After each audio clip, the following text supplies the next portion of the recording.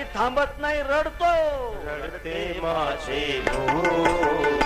बाळताने, रडते माझे बाळताने, समजावी ताराहिना, समजावी ताराहिना.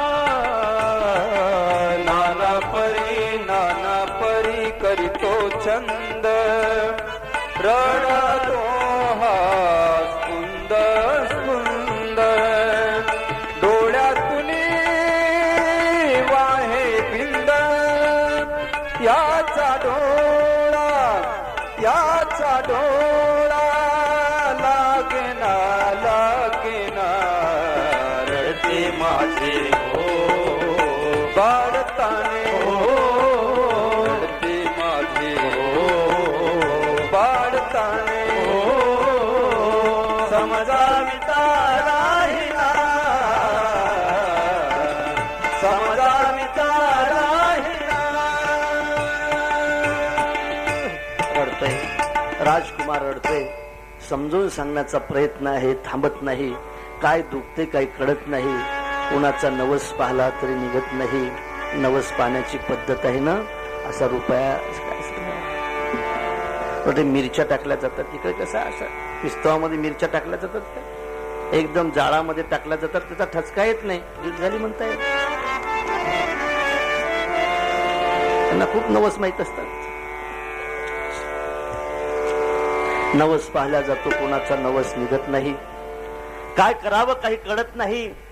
राजकुमार तर काही केल्याने थांबत नाही, खूप रडतोय. आता हे रडणं पाहून कौसल्या माता सुद्धा आता अतिशय दुःखी आहे. सगळा दरबार दुःखी आहे. आणि या रडण्याचा आवाज खरं म्हणजे शिवजीच्या कानावर सुद्धा जातोच. पण आता काय करावं काही कळत नाही. म्हणून त्या ठिकाणी राजवाड्यामध्ये एका दौंडी देणाऱ्याला बोलावला जाते. दौंडी दिला जाते ना, दौंडी. हा, काही निर्णय सांगायचा असला पंचायतचा तर दौंडी दिला जाते. तशी दौंडी दिल्या जाते आणि दौंडी देणाऱ्याला सांगितलं जाते. दौंडी देणारा सुद्धा हुशार असला पाहिजे बरं का. आमच्या कथेची सर एकदा दौंडी दिली. त्याला सांगितलं की बा पुराणिक बुवांनी पुराण सोडलेलं आहे, तरी श्रवण करण्यासाठी सगळ्या गावातल्या लोकांनी लवकरात लवकर येण्याची कृपा करावी. ते हुशार होतं. तो त्यांनी बदलच केला ना सगळा.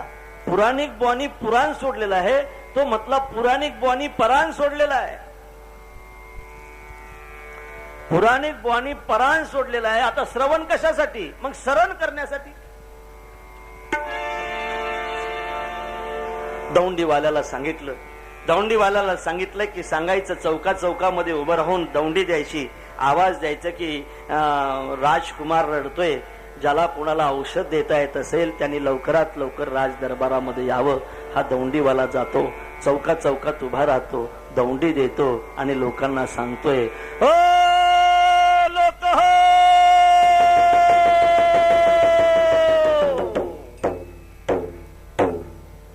राज दरबारामध्ये राजकुमार रडतो. ज्याला कोणाला औषध देता येत असेल त्यांनी लवकरात लवकर राज दरबारामध्ये यावं.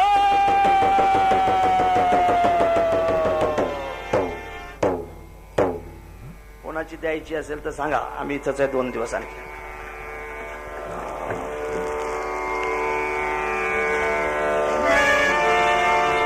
चौका चौकामध्ये उभं राहून दौंडी दिला जाते. शिवजी आणि काकभुशुंडी एका वृक्षाखाली बसलेले आहेत. त्यांच्या कानावर हे शब्द जात आहेत आणि शिवजी म्हणतायत, काकभुशुंडी ही दौंडी आपल्यासाठीच आहे. काकभुशुंडी म्हणतात आपल्यासाठी नाही, ती वैद्यासाठी नाही, ते आपणच वैद्य आहोत, आपल्यासाठीची दौंडी आहे. दोघही जण निघताय. निघाल्यानंतर त्यांना आणखी अडवल्या जाते. अडवल्यानंतर ते म्हणतायत की आता आम्ही आमच्या कामासाठी नाही आलो, आम्ही तुमच्या कामासाठी आलो. आम्ही डॉक्टर आहोत, आम्ही वैद्य आहोत, दौंडीचे ऐकले आम्ही, आणि रडतोय ना तुमचा मुलगा, गॅरंटी देतो 100%. औषध नाही, आम्हाला पाहिल्याबरोबरच तो हसल्याशिवाय राहणार नाही. त्या ठिकाणी जात आहेत. ते रक्षपाठ विचारतात यातला वैद्य कोणचा आहे, वैद्य डॉक्टर कोणचा आहे. लगेच काकभूषुंडी पुढे होत आहेत. मी वैद्य आहे, मी डॉक्टर आहे. त्यांना प्रवेश भेटतो. पण काक त्या ठिकाणी शिवजीला मात्र आणखी अडवल्या जाते. तुला मात्र आम्ही अजिबात जाऊ देणार नाही. काकभूषुंडी पुढे गेल्यानंतर शिवजी म्हणतात, काय हो तुम्हाला प्रवेश भेटलाय राव, पण आमचं काय. आतापर्यंत युती ठेवली ना, आता एकदम जवळजवळ आल्यानंतर तोडायची भाषा करता. तोडणार नाही, त्याच्याशिवाय तर जमणार नाही युतीशिवाय. बघा भाषा कशाला करताय. काकभूषुंडी म्हणतात, मला तर प्रवेश भेटू द्या. मला प्रवेश भेटल्यानंतर मी तुमचा सुद्धा प्रवेश करून देईन. देवाच्या दरबारामध्ये देव जरी गेला तरी अगोदर साधूचा प्रवेश आहे, नंतर देवाचा आहे. देवाची आणि देवाची जरी भेट करून द्यायची असली तरी मध्यस्थी साधूची आहे दादा. मग देवाची आणि देवाच्या भेटीसाठी जर मध्यस्थी साधूची पाहिजे असेल तर एखाद्या साधकाची आणि देवाची भेट होण्याची इच्छा असेल तर त्या साधकाच्या जीवनात सुद्धा मध्यस्थी साधूची असली पाहिजे. संतावीन प्राप्ती नाही ऐसे वेद देती वाई. मध्यस्थी काकभूषुंडी करतायत. अहो बरोबर आहे, मी वैद्य आहे, मी वैद्य आहे, मी डॉक्टर आहे, मी औषध देतो. पण हा बाबा आहे ना, हा भविष्य सांगतो. याने भविष्य सांगितल्याशिवाय मला औषध देता येत नाही. याने जर भविष्य सांगितलं नाही तर मी असूनही उपयोग होणार नाही. नाविलाज होतो त्यांचा. दोघांनाही प्रवेश भेटतो. दोघही जात आहेत. मोठा दरबार आहे. रघुकुलातला दरबार आहे दादा. रघुकुलातला सार्वभौम राजाचा दरबार आहे. फार मोठा दरबार आहे. त्या दरबारामध्ये फार मोठा चौक आहे. त्या चौकामध्ये दोघही उभे राहत आहेत. रडण्याचा आवाज येतो. आता त्या ठिकाणी शिवजीचे डोळे सुद्धा पाणावतायत की भगवान रडतायत, भगवान रडतायत. रडण्याचा आवाज येतो. कौसल्या कडेमध्ये घेते. नाविलाज होतो. कौशल्याचा बोटाने दिशा दाखवतायत. खिडकीपर्यंत येत आहेत. निरोप दिल्या जाते, वैद्य आलाय. खिडकीतून ज्या वेळेला कौशल्या या वैद्याला पाहते ना त्यावेळेला म्हणते, हा वैद्य नाही, मी माझा मुलगा दाखवणार आहे. हा कुठं वैद्य, आता भूत आहे. आणखी घाबरून जाईल. नाही मी दाखवणार. प्रभू आणखी जोराने रडतायत. दरवाजाकडे बोट दाखवतायत. नाविलाज होतो. कौशल्या दरवाजाजवळ येते. पुढे बोट दाखवतायत. पुढे चालावं लागतंय आणि शिवजी पर्यंत जाऊन पोहोचत होते कौशल्या माता. आता प्रभू एक बोट दाखवत नाही तर आपले दोन्ही हात पुढे करतायत. आपले दोन्ही हात पुढे करतायत. कौशल्याच्या कडेवरून शिवजीच्या कडेवर जाण्यासाठी दोन्ही हात पुढे करतायत. शिवजीचे सुद्धा दोन्ही हात पुढे होत आहेत आणि कौशल्याच्या कडेतून शिवजीच्या कडेवर ज्या वेळेला प्रभू जात आहेत त्यावेळेला आतापर्यंत रडत असणारे प्रभू शांत होत आहेत. शिवजीला अतिशय आनंद होतो आणि प्रभूला आपल्या कडेवर घेऊन, देवाला आपल्या कडेवर घेऊन महादेवजी नाचायला सुरुवात करतात.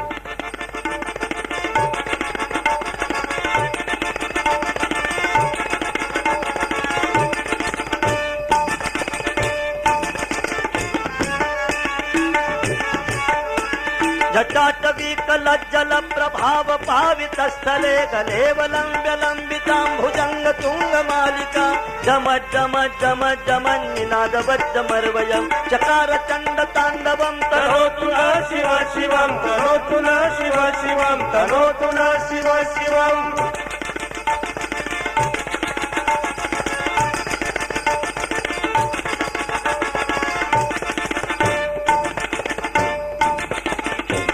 जटाकटाह संभ्रम भ्रमनिलिंब निर्झरी विलोललीची वल्हरी विराजमान मूर्धनी धगत धगत धगत ज्वलल्ललाट पट्ट पावते किशोर चंद्रशेखरे रति प्रतीक्षणं मम तनोतु न शिव शिवं तनोतु न शिव शिवं तनोतु न शिव शिवं.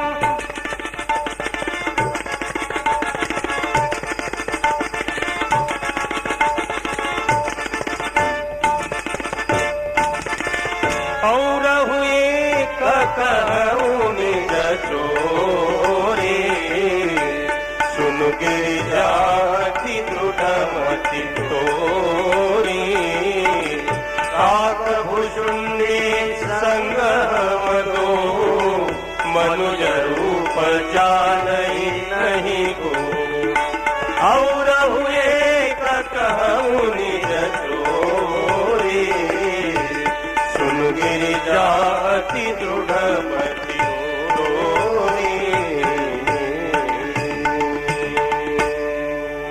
आता येऊ द्या, फक्त उद्या करून घ्यायचा, उद्याची पट्टी करून घ्या. आता येऊ द्या. तुम्ही तिकडे पाहिलं की मी विचलित होतो, तुम्हाला चांगला ऐकता येणार नाही, लक्षात ठेवा. तुम्ही तिकडे पाहूच नका. ते काय आता नेहमीच आहेत, मी एखाद्या वेळेला वर्षभर भेटणार नाही.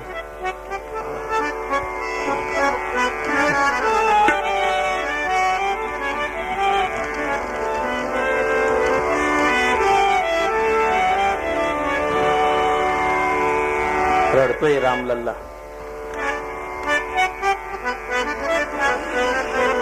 शिवजी आणि काक भुशुंडी जात आहेत. शिवजी पार्वतीला ही गोष्ट सांगतायत की पार्वती, आवरहू एक कहू निज चोरी, सुनु गिरिजा अति दृढमती तोरी, काक भुशुंडी संग हम दो, मनुज रूप जानही नाही को. आम्ही एकदा चोरी केली, दोघही गेलो. खरं म्हणजे आम्ही कुणाला ओळखायला आलो नाही. प्रभूला कडेवर घेण्याचं सौभाग्य मला त्यावेळेला प्राप्त घेऊन जा त्याला घेऊन.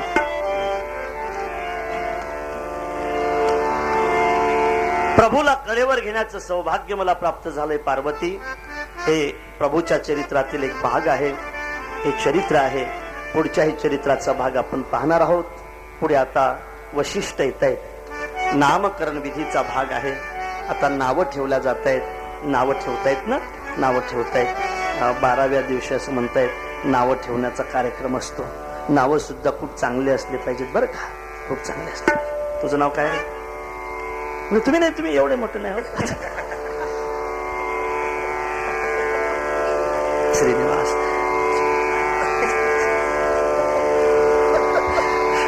ही चांगली गोष्ट आहे. एकदम चांगली कथा ऐकतायत म्हणून ते एकदम उभे राहिलेत ना. तुझं नाव काय? आशिष. तुझं? प्रसाद. चांगली नाव आहेत, चांगली नावं असली पाहिजेत. नावं चांगली ठेवा. मुलांची नावं जर चांगली असली ना तर मरताना देवाचं नाही पण मुलाचं नाव तोंडात येऊन उद्धार होईल, लक्षात ठेवा. अजामेळाचा झालाय. घरामधली नावं चांगली असू द्या. आता नावं बिघडतायत. काय काय नाव? अरे बापरे, काय नाव आहे ते? एका मुलाचं नाव सनलाइट. सनलाइट. आणि आम्हाला माहित पडलं याचं कारण असं की असा सनलाइट, लहानसा सनलाइट, आई त्याला बाहेर शौचाला घेऊन गेली होती. एक दिवसा 12 वाजता काळ्या शेतामध्ये तो सावलीत शौचाला बसला होता. त्याची आई बाजूने उभी होती. आम्ही 2-4 जण मार्गस्थ होतो आणि एकदम त्याच्या अंगावर जाणार तेवढ्यात त्याच्या आईने शिव्या द्यायला सुरुवात केली. काय कळतं का नाही? डोळे आहेत का नाही तुम्हाला? कळत नाही का? दिसत नाही का? माझा सनलाइट इथं बसलेला आहे म्हणून. सनलाइट दिवसा 12 वाजता काळ्या शेतात जो दिसत नाही. अरे सनलाइट, काय जाळावे ते नाव, साच भाव नाही तो. अर्थात नावं चांगली असू द्या. खरं सांगतो, नावं चांगले ठेवा. विनाकारण तिकडची बेकार संस्कृतीकडे आणू नका. हे श्रीमंत लोक आपल्या इकडचे बावलट आहेत, लक्षात ठेवा. शहरात राहणार आहे, त्यांची संस्कृती खेड्यात येऊ देऊ नका. मुलांची नावं बिघडू देऊ नका. चांगली नावं आहेत, खूप चांगली आहे. वा, तुकाराम ठेवा, ज्ञानेश्वर ठेवा, महादेव ठेवा, दयाराम ठेवा, शांताराम ठेवा. पिंकू म्हणतात बा त्या पुरीला, पिंकू. आता आजी झाल्यावर का पिंकू आजी म्हणायचं का? हो पिंकू आजी. मग पिंकून आजी काय, कसं काय होईल ते? पिंकून आजी, पिंकू कुठे आजी असते का? नाव चांगले ठेवा. आणि सांगू द्या मला, पाळण्यात टाकल्यानंतर गाणे सुद्धा चांगले म्हणा. हळ यू, हळ यू. पाळण्यात टाकल्यापासून जो हळ हळ तर मरेपर्यंत अवघे करती हाड हाड म्हणा. तुमच्या पाठ असतील ते म्हणा, चांगल्या स्वरामध्ये म्हणा. मदालसा जर पाठ असेल तर खूपच चांगलं आहे. अपरियेती मदालसा सोहम जो जो रे बाळा, उपदेश मदालसा देह निर्मिला कैचा, आला शिकवण्या वाटा मातेची गर्भवासा, जो पंथ ओखटा रे पचलासी कर्म कुठा, अविचारी बुद्धी तुझी पुत्र राया उदटा, परियेती मदालसा सोहम जो जो रे बाळा. 9 मास कष्टलासी मालिकेमध्ये मदाल साहेब पाठ करा. आवाज जर गोड असेल ना तर नक्कीच मुलाला शांत झोप लागेल. फक्त झोपच लागणार नाही तर नक्कीच त्याच्यावर संस्कार सुद्धा चांगले होतील. म्हणा मी काल कविता म्हटली ना, ते कविता म्हटली तरी चालेल. शर आला तो धावून आला काढो, निवडला श्रावण बार. हे आई गे दीर्घ फोडून हाक, कसा जाऊन पडला झोक. या राजाच्या श्रवणी पडता वाणी, हृदयाचे झाले पाणी. या ब्राह्मण पुत्रा वधून. ही कविता मला नव्हती शाळेमध्ये, पण मी माझ्या आईकडून शिकलोय बघा. हे एक कविता शिकलो आणि दुसरे गाणं माझी आई नेहमी म्हणायची. असे आहे आमची आई. मला हे कविता म्हणत असताना आईची आठवण येते. कविता आईने शिकवली आणि चांगलं आठवते मला.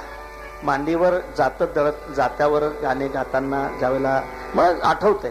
आणखी एक गाई आमची गाणं म्हणायची.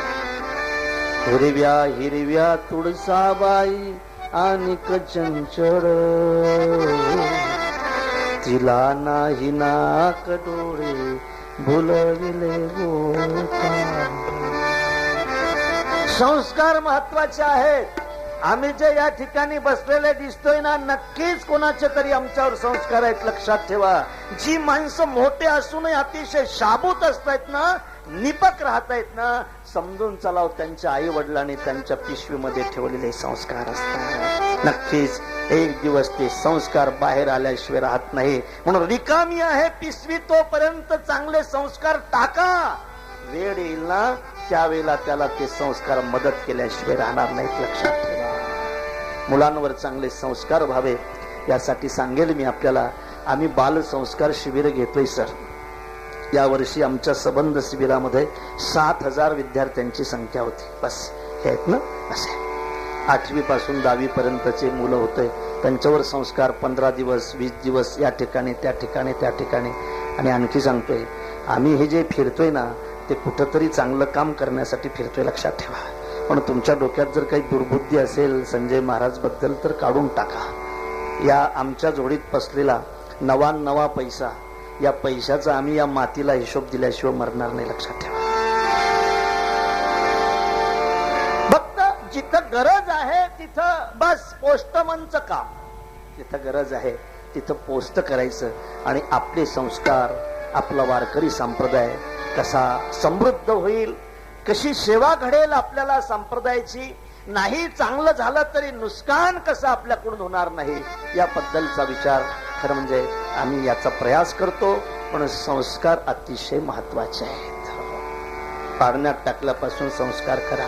गाय झोपली गोठा घरट्यात चिमुताई, परसात वेलीवर झोपल्या जाई जोई. जगा वेगळी ममता, जगा वेगळी अंगाई.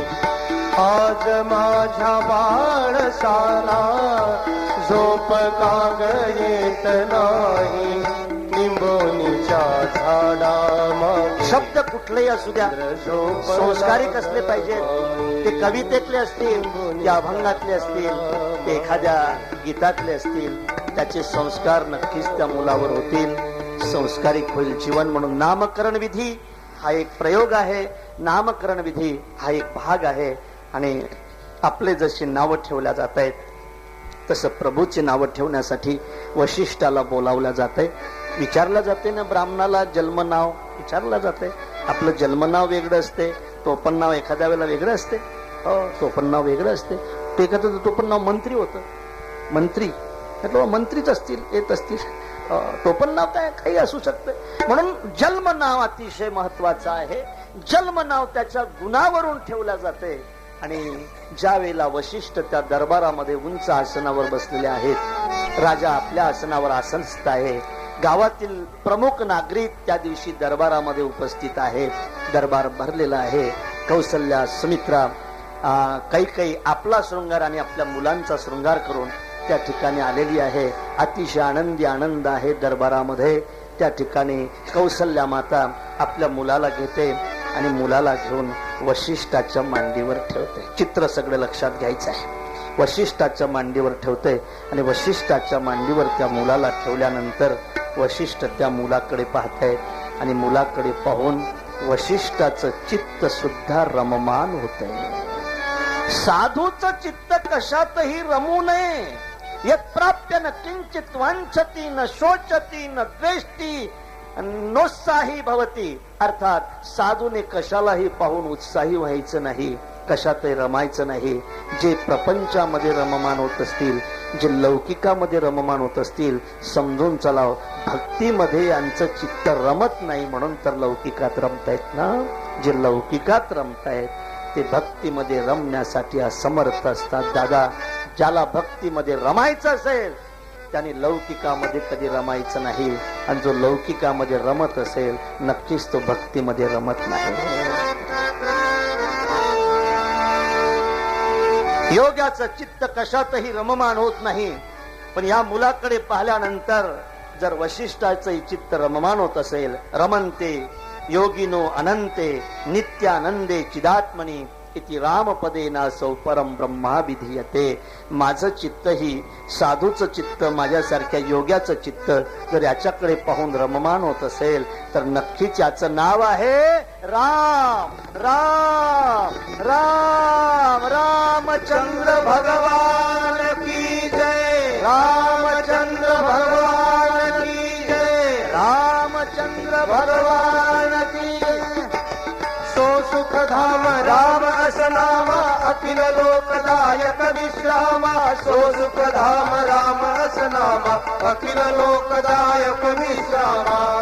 सो सुख धाम राम असनामा अखिल लोकदायक विश्रामा. पहिल्या मुलाचं नाव ठेवलं जाते राम. दुसऱ्या मुलाला घेऊन कैकेयी वशिष्ठाकडे येते आणि वशिष्ठाच्या मांडीवर ज्यावेळेला दुसऱ्या मुलाला ठेवल्या जाते, वशिष्ठ त्याच्याकडे पाहतायत.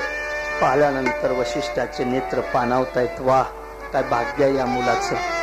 हो, हा घेणारा नाही, हा देणारा आहे. हा घेणारा नाही, हा देणारा आहे. हा जेवण करणारा नाही, जेवण देणारा आहे.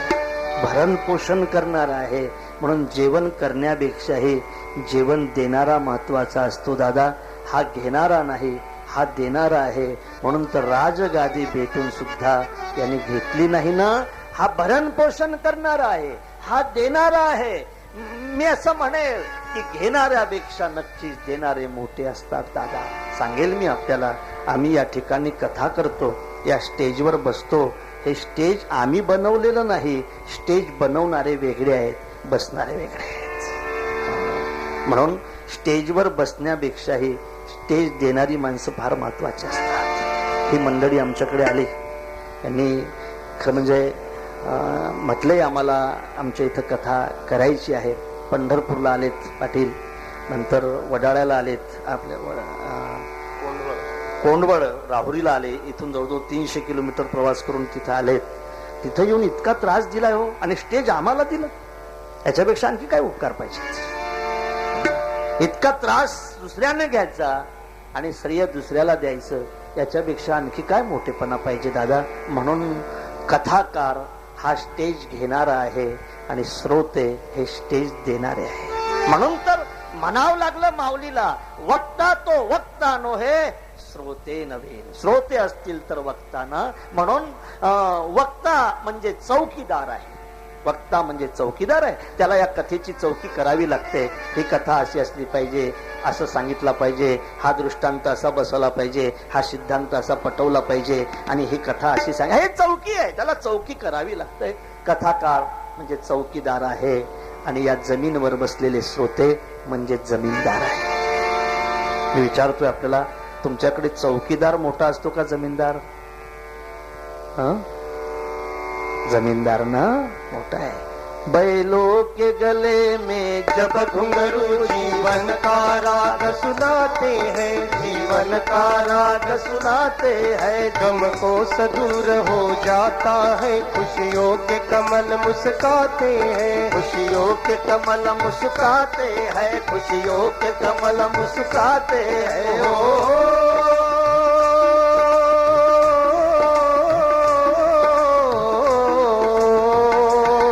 सुन की रहट की आवाजें यूं लगे कहीं शहनाई बजे, यूं लगे कहीं शहनाई बजे, यूं लगे कहीं शहनाई बजे। आते ही मस्त बहारों से दुल्हन की तरह हर खेत सजे, मेरे देश की धरती हो,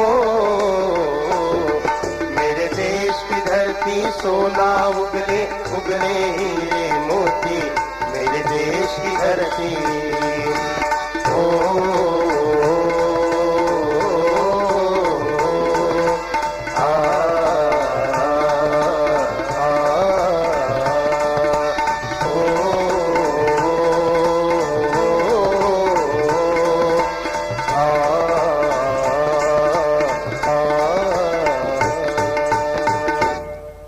या देशातला जमीनदार मोठा आहे, जमीन पिकवणारा मोठा आहे, वक्ता हा चौकीदार आहे, तर श्रोता हा जमीनदार आहे। जमीनदार मोठा असतो ना दादा, नक्कीच मोठा असतो।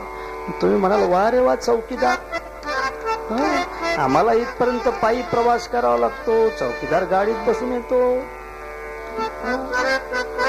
रुबाब करतो, बसा बसा इकून पडदा बांधा, असं कुठे इतका उंचावर कुठे चौकीदार बसत असतो का? जमीनदार खाली चौकीदार उंच असतो। मालकानं जे काम सांगितलं ना ते चौकीदाराला करावं लागतं। कधी कधी झाडण्याचं काम असेल, कधी गाई राखण्याचं काम असेल, कधी गाई राखण्याचं काम असेल, कधी झाडण्याचं काम असेल, कधी धारा काढण्याचं काम असेल, तर कधी कधी ज्वारीवरचे पाखरं आणण्याचं काम असेल। ज्वारीवरचे पाखरं आणण्याचं ज्या वेळेला चौकीदारावर काम येते ना, त्यावेळेला त्या चौकीदाराला माळा बनवला जातो। माळाच ना, माळा उंच असतो ना, उंच असतो, आणि सांगितलं जातंय या माळ्यावर बसायचं, 3 तास खाली उतरायचं नाही, आणि भाकरी सुद्धा सोबत न्यायची, पाणीही घेऊन जायचं। जमीनदार जरी खाली असला आणि चौकीदार जरी उंच बसलेला असला तरी तो जमीनदारानेच बसवलेला आहे, म्हणून जमीनदाराचे उपकार कधी चौकीदाराने विसरायचे नसतात। तुम्ही जमीनदार आहात, आम्ही चौकीदार आहोत। भरता त्या मुलाकडे पाहिल्या जातं, आणि त्या मुलाकडे पाहिल्यानंतर वशिष्ठ म्हणतायत हा घेणारा नाही, हा देणारा आहे, हा भरण पोषण करणारा आहे। म्हणून वशिष्ठाच्या तोंडून लगेच नाव बाहेर पडतं, भरत भरत भरत, राम भक्त भरत भैया की जय, राम भक्त भरत भैया की जय, राम भक्त भरत भैया की। विश्व भरण पोषण करजे, तारक नाम भरत अस होय। विश्व भरण पोषण करजे, तारक नाम भरत अस होय। विश्व भरण पोषण करजे, तारक नाम भरत अस होय। विश्व भरण पोषण करजे, विश्वाचं भरण पोषण करण्याची जबाबदारी जे घेत असतील त्याचं नाव आहे भरत। तिसऱ्या मुलाला सुमित्रा घेऊन येते, सुमित्रा त्या मुलाला वशिष्ठाच्या मांडीवर ठेवते, आणि वशिष्ठाच्या मांडीवर ठेवल्यानंतर वशिष्ठ त्याच्याकडे पाहतायत। अनेक लक्षणं त्याच्या ठिकाणी दिसत आहेत, अनेक लक्षणं।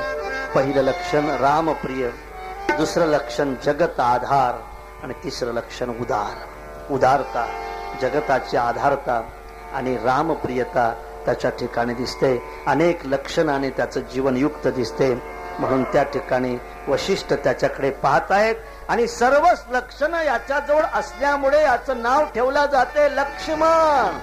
लक्ष्मण लक्ष्मण, राम प्रिय लखन भैया की जय, राम प्रिय लखन भैया की जय, राम प्रिय लखन भैया की।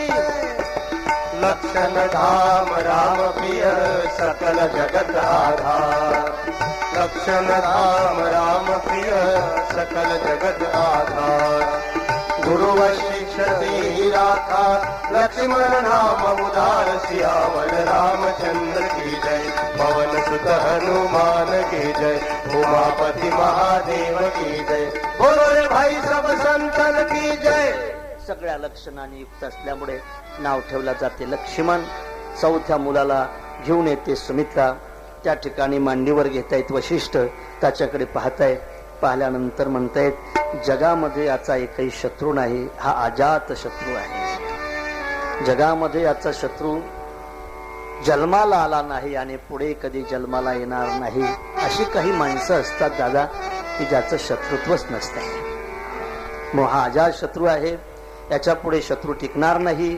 हा अजात शत्रू आहे आणि याच्याकडे शत्रू येणार नाही. हा शत्रू विनाशक आहे आणि शत्रू विनाशक असल्यामुळे त्याचं नाव ठेवलं जाते शत्रुघ्न. शत्रुघ्न शत्रुघ्न शत्रू विनाशक शत्रुघ्न भैया की जय. शत्रू विनाशक शत्रुघ्न भैया की जय. शत्रू विनाशक शत्रुघ्न भैया की. एक एक घात चढवते. सज्जनानो, सगळ्या विश्वाला भोजन देण्याची जबाबदारी ज्या भगवंताची आहे त्या भगवंताला भोजन देण्याची जबाबदारी आज कौसल्या माता स्वीकारते. सावळाग रामचंद्र माझ्या हाताने जेवतो. सावळाग रामचंद्र माझ्या हाताने जेवतो. उरलेल्या घासासाठी उरलेल्या घासासाठी हवा रागुचा थांबतो. हवा रागुचा थांबतो. सावळाग रामचंद्र माझ्या हाताने जेवतो. माझ्या हाताने जेवतो. कौसल्याला अतिशय आनंद होतो. भगवान आता त्या ठिकाणी एक तो भाताचा घास आपल्या हातात घेतायत. तोंड भरलेला आहे. कोरडे केस आहे. तिलक केलेला आहे. वैजयंती माला आहे. कटिबद्ध करदोडा आहे. पायामध्ये पैंजण आहेत. एक एक पाय उचलतायत. एक एक पाय उचलून ठण ठण खाली टाकतायत. गुबगुबी शरीर आहे. दिगंबर अवस्था आहे. एक भाताचा घास आपल्या हातामध्ये आहे. काही शीत तोंडाला लागलेले आहेत आणि भगवान आता पुढे चालताय. कौसल्या माता पाठीमागून चालते. भगवान चालतायत. मोठ्या माणसाच्या बातम्या सुद्धा फार मोठ्या असतात दादा. एखाद्या मोठ्या माणसाचा जर गुडघा दुखायला लागला ना तर पेपरला बातमी येते गुडघा दुखतंय म्हणून. आमची पोट दुखतात तरी कोणी लिहित नाही. मोठ्या माणसाच्या बातम्या सगळ्या मोठ्या असतात. आजच्या मोठ्या माणसाच्या बातम्याची दखल जसं वर्तमानपत्र घेते तसंच त्या मोठ्या माणसाच्या अर्थात चालण्याची दखल इथं तुलसीदासजी घेत आहेत. भगवान चालतायत. कसे चालतायत, कसे पाय उचलतायत. पाय उचलून ज्यावेळेला खाली टाकतायत त्यावेळेला त्यांच्या पायातील पैंजनाचा आवाज कसा येतो तुलसीदासजी लिहित आहेत. ठुमक चलत रामचंद्र. ठुमक चलत रामचंद्र बाजत पैजनिया. ठुमक ठुमक चलत रामचंद्र.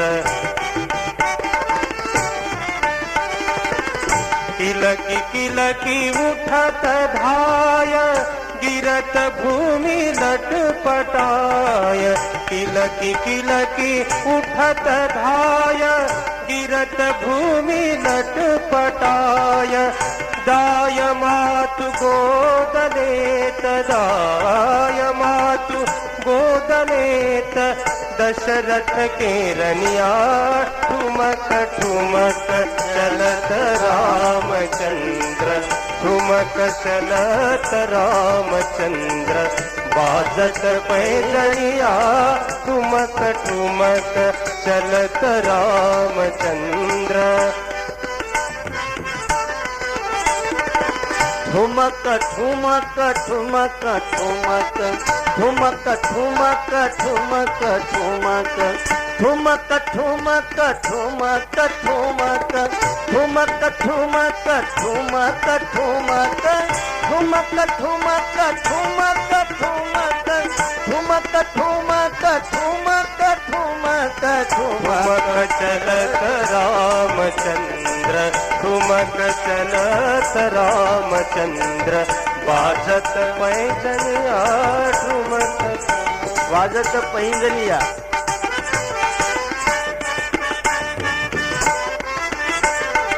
ठुमुक ठुमुक चालतायत. पायातील घुंगरांचा आवाज कसा येतोय बघा.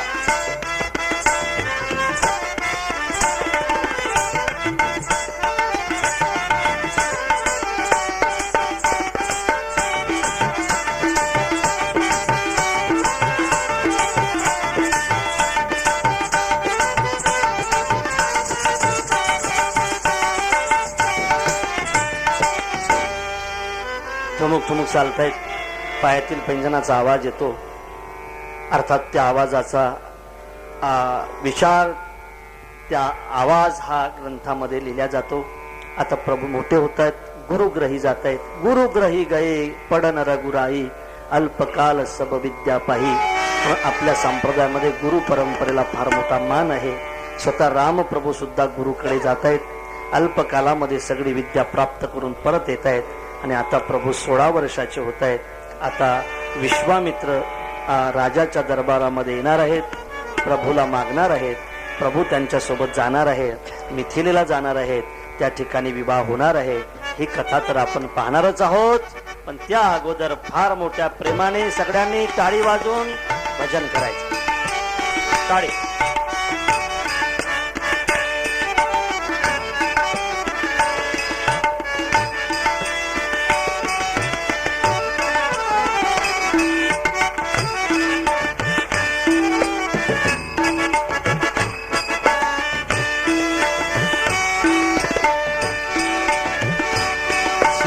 राम जय जय राम श्री राम जय जय राम. हा हा मोठा आवाज मोठा.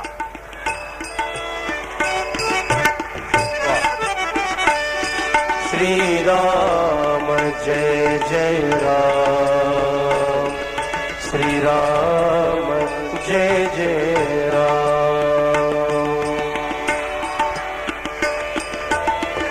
वाह वाह वाह.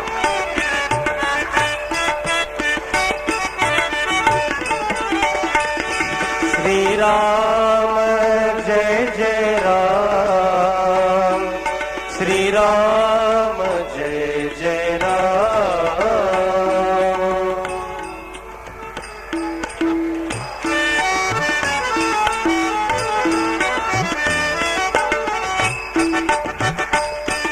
श्री राम जय जय राम श्री राम जय जय राम.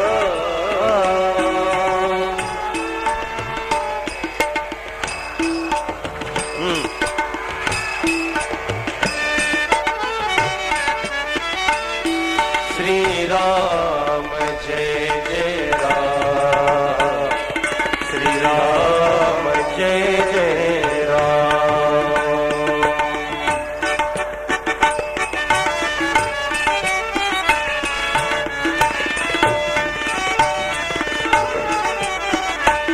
श्री राम जय जय राम श्री राम जय जय राम.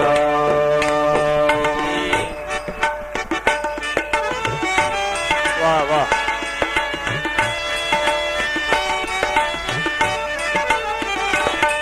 श्री राम जय जय राम श्री राम जय जय राम.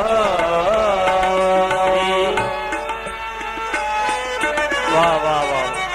जय हो जय हो.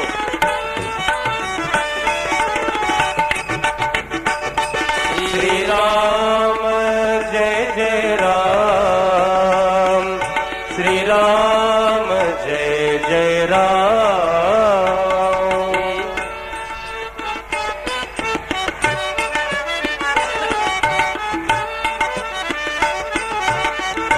जय राधे.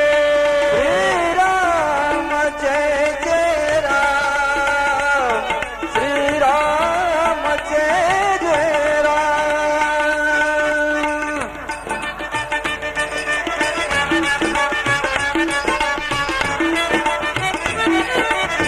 वा वा वा श्रीराम आवाज जय येतो. जय राम श्रीराम जय जय राम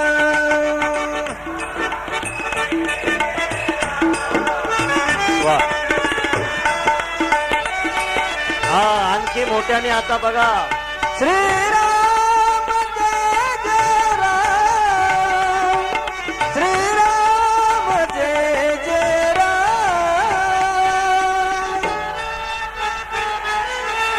वा वा जय हो श्रीराम जय जय राम श्रीराम जय जय राम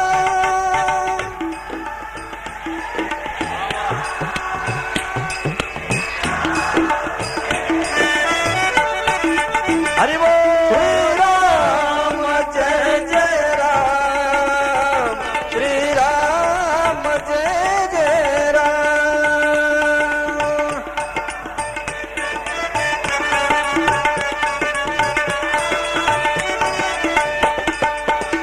श्रीराम जय जय राम श्रीराम जय जय राम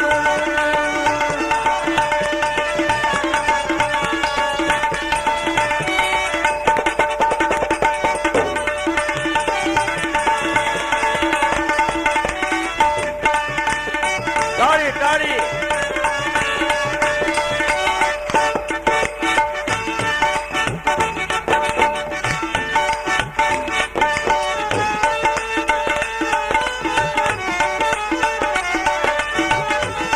टाळी वाजवल्याने रोग सुद्धा जातात बरं का अशी वाजवायची आहे. जोरात जोरात ऍक्युप्रेशर जय राधे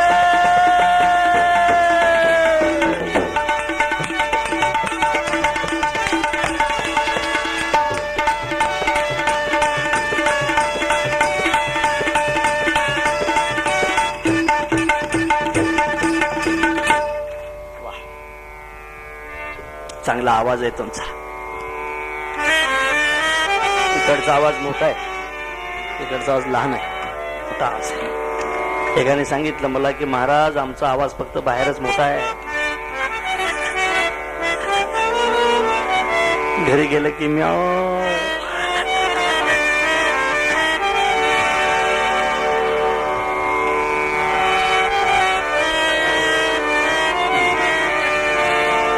पप्पा काय रे पप्पा तुम्ही भूताला भेटाय काय म्हणत आपण भूताला अजिबात भेट नाही पप्पा तुम्ही अंधाराला भेटाय काय म्हणत आपण अंधाराला भेट नाही पप्पा तुम्ही चोराला भेटाय काय चोराला सुद्धा आपण भेट नाही मग पप्पा तुम्ही चोराला भेट नाही भूताला भेट नाही अंधाराला भेट नाही मला असं वाटते मम्मीशिवाय तुम्ही कोणालाच भेट नाही म्हणे बरोबर आहे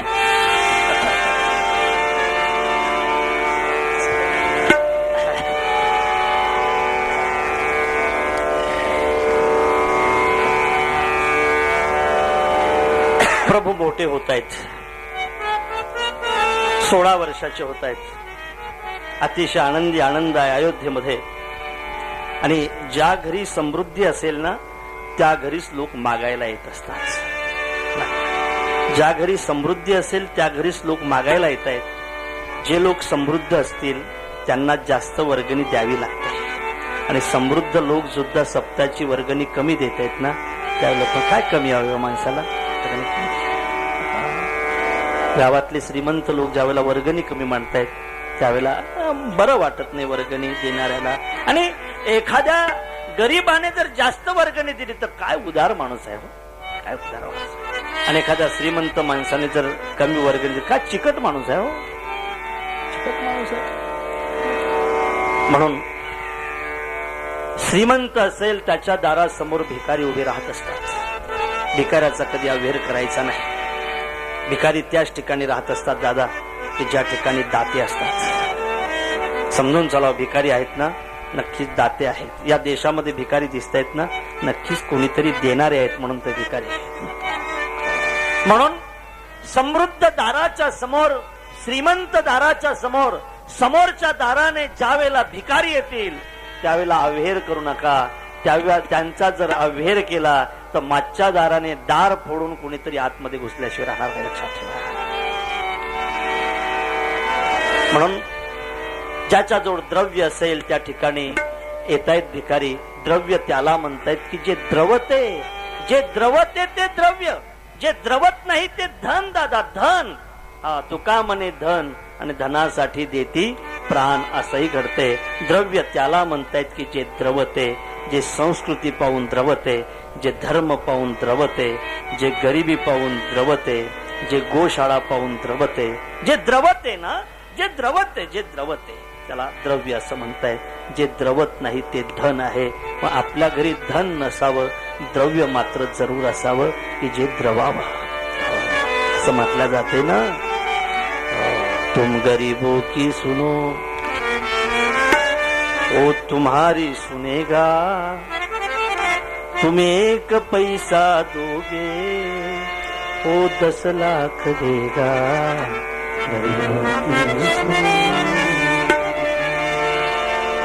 द्रवते ते द्रव्य, जे द्रवत नाही ते द्रव्य नाही. विश्वामित्र राजाच्या दरबारामध्ये जात आहेत. पूर्वीच्या राज दरबारामध्ये साधूचा फार मोठा मान राहत होता आणि साधूचा मान ज्या घरामध्ये असेल ते घर भाग्यवान आहेत.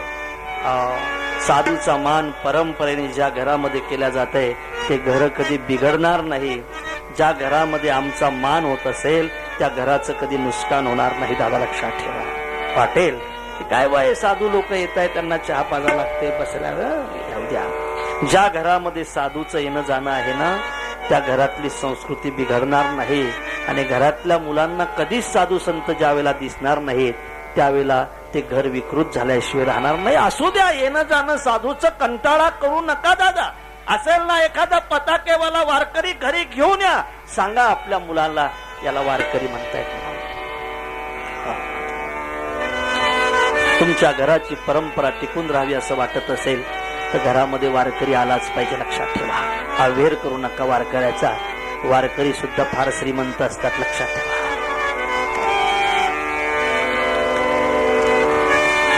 विश्वामित्र आलेच. यथोचित सत्कार झाला आणि राजा विश्वामित्राला हात जोडून विचारतोय की महाराज आपलं येणं कशासाठी, काय पाहिजे महाराज आपल्याला. राजा मी तुझ्याकडे मागण्यासाठी आलो. मागा ना महाराज, काही मागा महाराज. तुमच्यासारखा एखादा त्यागी साधू जर आमच्या दारासमोर मागण्यासाठी उभा राहत असेल ते आमचं भाग्य आहे. त्यागी कोणाला मागत नसतात, पण ज्या वेळेला मागतायत त्यावेळेला जो देणारा असेल त्याच्या हितासाठी मागत असतात. म्हणून तुम्ही जर मागत असाल तर आम्ही द्यायला तयार आहे. काय पाहिजे बाबा तुम्हाला, काय पाहिजे? धन देऊ, दौलत देऊ, संपत्ती देऊ, सत्ता देऊ, काय देऊ काय तुम्हाला? त्यावेळेला विश्वामित्र म्हणतात ऐका राजा, माझे मागणे नवे वित्त, माझे मागणे नवे प्राकृत. मग काय पाहिजे बाबा? माझे मागणे रघुनाथ यज्ञ सिद्ध्यर्थ कृत कार्या. ज्येष्ठ तुझा पुत्र मला देई दशरथा, यज्ञ रक्षणास योग्य तोची सर्वथा. ज्येष्ठ तुझा पुत्र मला देई दशरथा.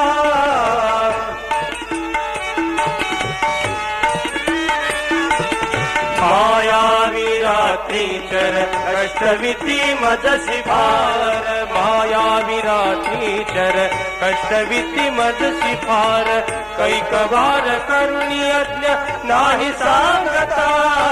ज्येष्ठ तुझा पुत्र मला देई दशरथा. ज्येष्ठ तुझा पुत्र मला, ज्येष्ठ तुझा पुत्र मला, ज्येष्ठ तुझा पुत्र मला देई दशरथा.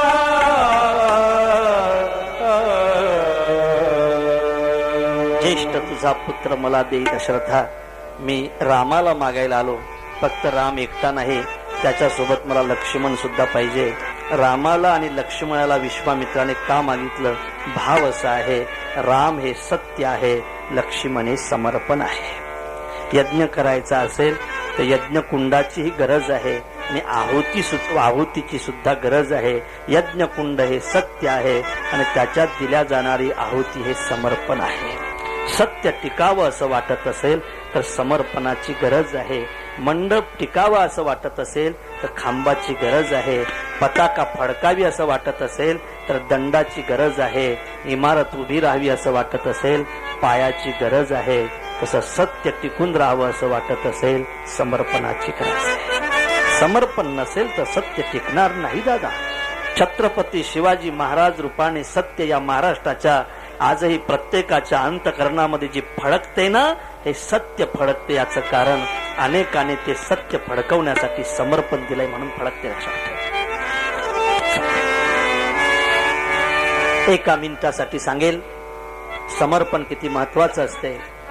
या ठिकाणी समर्पण कशाला म्हणतायत. महाराज पन्हाळ गडावर होते. महाराजांना विशालगडावर जाणं ही गोष्ट अतिशय महत्वाची होती.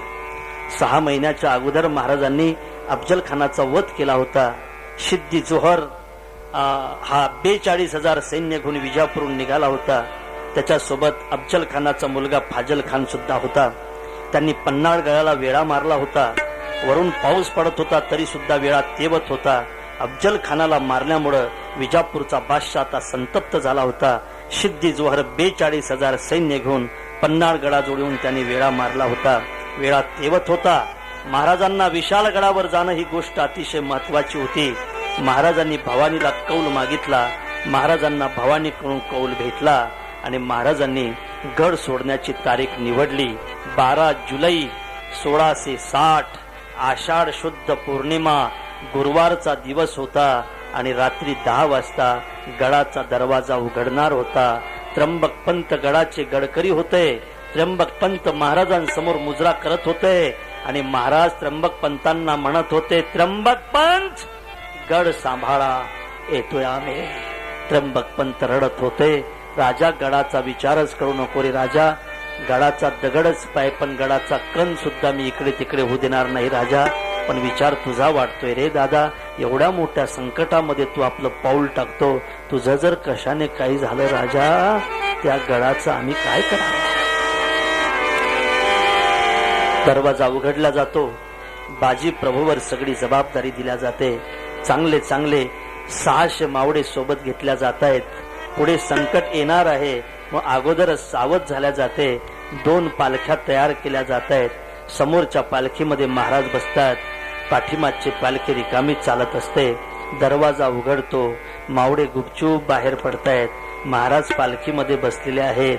सगळ्यांची आठवण करतायत. भवानी तुझीच इच्छा आहे ना स्वराज्य व्हावं म्हणून, वाचवा आम्हाला. एक एक पाऊल टाकत मावडे पुढे चालतायत. एक एक पाऊल टाकत मावडे पुढे चालतायत. जसे जसे पुढे चालतात तसा तसा वेळा आता जवळ येतो. वेळा 100 पावलावर येतो. वेळा 50 पावलावर येतो. वेळा 25 पावलावर येतो. वेळा आता 5 पावलावर येतो आणि मावड्यांचं पाऊल आता वेळ्यामध्ये पडतंय. वरून धो धो पाऊस पडतो तरी सुद्धा मावड्यांच्या अंगातून घाम निघत असतो. कारण महाराष्ट्राची जोखीम खांद्यावर आहे. त्या गडावर पोस्ट करून देण्याची जबाबदारी मावड्यांची आहे. मावडे पुढे पडतात. वेळा पाठीमागे पडतो. एका जाळीतून डोळे चमकतात. वाघाचे नाही माणसाचेच आहे आणि जाळीतून चमकतात त्या अर्थी नक्कीच गुप्तचर आहेत. ठरल्याप्रमाणे रिकामी पालखी पुढे येते. ठरल्याप्रमाणे शिवा न्हावी नावाचा महाराजांसारखाच पोशाख केलेला एक मावडा त्या पालखीमध्ये बसतो. 15 मावडे तिथं थांबतायत. पाठीमागो सिद्दी जोहरचा जावाई सिद्दी मसूद 2000 घोडेस्वार 1000 पायदळ सैनिक घेऊन पाठीमागे लागतो. तीच पालखी पकडतो की ज्या पालखीमध्ये खोटे महाराज बसलेले आहे. खरे महाराजांना घेऊन बाजी प्रभू आड मार्गाने पळत आहे. गजापूरचं गाव येते आणि कळल्यानंतर पाठीमागून गनीम येतो. असं ज्यावेळेला बाजी प्रभूला कळते, गजापूर या गावाजवळ एक अशी खिंड लागते आणि त्या खिंडीजवळ बाजी प्रभूची पालखी खाली ठेवल्या जाते. महाराजांची पालखी बाजी प्रभू खाली ठेवतायत. आता महाराजांना मुजरा करतायत आणि मुजरा करून म्हणतायत, जावं महाराज आपण. महाराज जोपर्यंत तुम्ही गडावर पोस्ट होणार नाही तोपर्यंत तुमच्या पाठीमागे काही शत्रूला येऊ देणार नाही. महाराज बाजी आपल्या प्राणाची बाजी लावे. पण एक काही शत्रूला तुमच्या पाठीमागे येऊ देणार नाही. जावं महाराज आपण. महाराज मनाई करतायत. महाराज म्हणतायत की नाही नाही बाजी, मी तुम्हाला सोडून नाही जाणार बाजी. जावं महाराज आपण. आपल्याला भवानीची शपथ आहे महाराज, जोपर्यंत तुम्ही गडावर पोचत होणार नाही तोपर्यंत खिंड सोडणार नाही महाराज. जावं आपण महाराज. महाराज लाख मरावे महाराज, पण लाखाचा पोशिंदा मरू नये महाराज. आपण पोशिंदे आहात. संसार सांभाळा आमचा, आम्ही लढतोय आपल्यासाठी. महाराज निघतायत. काय विचित्र गोष्ट आहे दादा, ज्या गडावरून निघतायत त्या गडाला 42,000 सैन्याचा वेढा आहे. ज्या गडावर महाराजांना जायचं आहे त्या ठिकाणी सुरव्यांचा वेढा आहे. जी खिंड अडवायची आहे ते 300 सैन्य निश्चित 3,000 सैनिक अडून ठेवायचे आहे. महाराज गडाजवळ जात आहे. महामखोर सुरव्यांच्या तरवारी महाराजांकडे सरसावत आहे. महाराजांची भवानी बाथ्यातून बाहेर पडते आणि भवानी मार्ग मिळवते. महाराज गडावर पोचत होत आहेत आणि महाराज तोफांच्या आवाजाने बाजीला आवाज देत आहेत. बाजी पोचलोय बाजी, आम्ही लवकर या बाजी, तुमची वाट पाहतोय बाजी, आम्ही तुमचे उपकार कधी विसरणार नाही बाजी, आम्ही आणि तुमच्यामुळेच आम्ही पोचत झालोय बाजी. बाजीला आवाज देत आहे आणि बाजी सुद्धा याच आवाजाची वाट पाहत असतात. कशासाठी? जगण्यासाठी नाही. आता माझा मित्र जगला असेल, आता माझा महाराष्ट्र जगला असेल, आता माझी माची जगली असेल, माझा देश जगला असेल, तर आता बाजी मेला तरी चाले. जिंदा रहने के मौसम बहुत है मगर जान देने की रुत रोज आती नहीं. हुस्न और इश्क दोनों का रुसवा करे वह जवानी जो तुम्हें नहाती नहीं. आज धरती बनी है दुल्हन साथियों, अब तुम्हारे हवाले वतन साथियों. कर चले हम फिदा जानतन साथियों, अब तुम्हारे हवाले वतन साथियों, अब तुम्हारे हवाले वतन साथियों. म्हातारपणी तर सगळ्यांनाच मरावं लागते दादा. जवानीत मरण्याचा आनंद काही वेगळाच असतो, लक्षात ठेवा. देशासाठी जी माणसं जवानीत जात आहेत ना, महाराष्ट्रभर त्यांच्या नावाचे फलक लावल्या जात आहेत, लक्षात ठेवा. म्हणून त्याला समर्पण म्हणतायत. सत्य टिकावं असं वाटत असेल तर समर्पण अतिशय महत्वाचं आहे. विश्वामित्र म्हणतायत मला रामाची गरज आहे. याचं तुम्ही खाली मान घालू नका.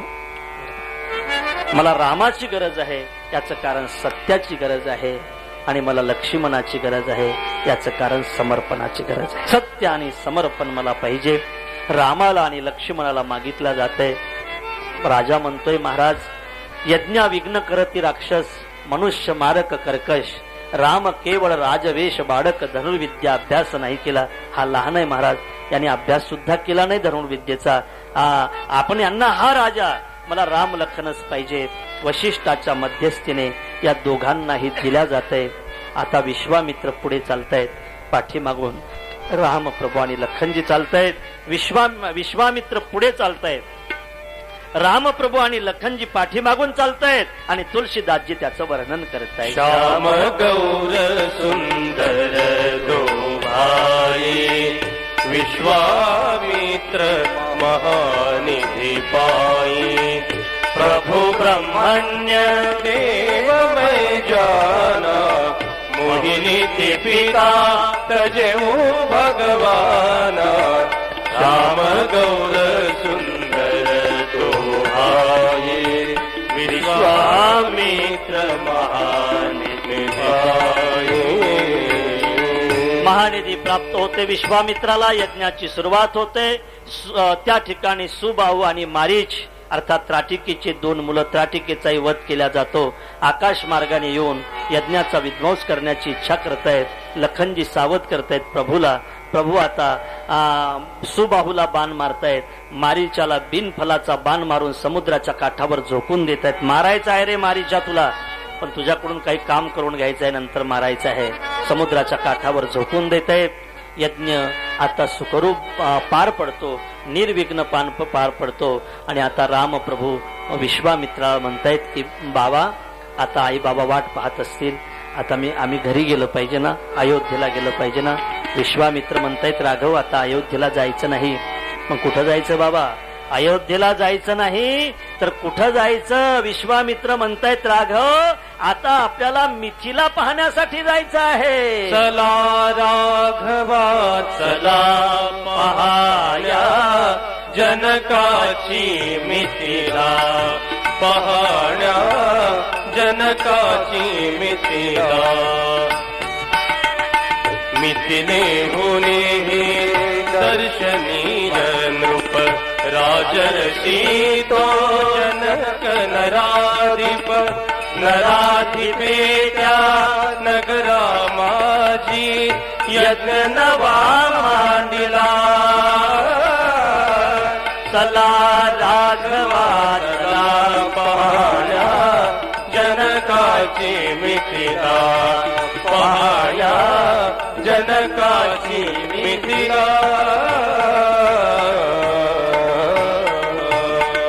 चला राघवा चला पहाया जनकाची मिथिला. जनकाची मिथिला पाहण्यासाठी विश्वामित्र रामप्रभू आणि लखनजीला घेऊन जात आहेत. ऐका, मार्गामध्ये त्यांना एक आश्रम लागतो. आश्रम एक दिख मग माई, खग मुग जीव जंतु तह नाही. पुछा मुनी ही शिला प्रभू देखी. आश्रमाचा विचार विचारतायत. महाराज, आश्रम मोठा आहे पण कोणीच दिसत नाही. आश्रमाच्या समोरची झाडं सुद्धा वाढून गेलीत. आश्रमाच्या समोर यज्ञकुंड आहे पण बऱ्याच दिवसापासून याच्यात आहुती पडलेली दिसत नाही. हा आश्रम आहे कोणाचा? आश्रम कोणाचा आहे? समोर एक शिळा पडलेली आहे. हे शिळा मध्यभागी का टाकलेली आहे? या आश्रमाचा सगळा वृत्तांत विश्वामित्र सांगतायत. राघव, हा गौतम ऋषीचा आश्रम आहे. हा बाबा, गौतम ऋषीचा आश्रम आहे पण उजाड का? सांगतोय ना राघव, अहिल्याचं स्वयंवर ठरलं आणि पृथ्वीला प्रदक्षिणा मारून जो अगोदर येईल त्याला अहिल्या दिला जाईल असा पण ठरला. इंद्र ऐरावतावर बसून पृथ्वी प्रदक्षिणा करण्यासाठी निघाला आणि गौतम ऋषी आश्रमातून निघाले. एक धेनू त्यांनी पाहिली. तिचा बछडा स्तनपान करत होता. तिला धेनू म्हणतायत. त्याला प्रदक्षिणा मारली.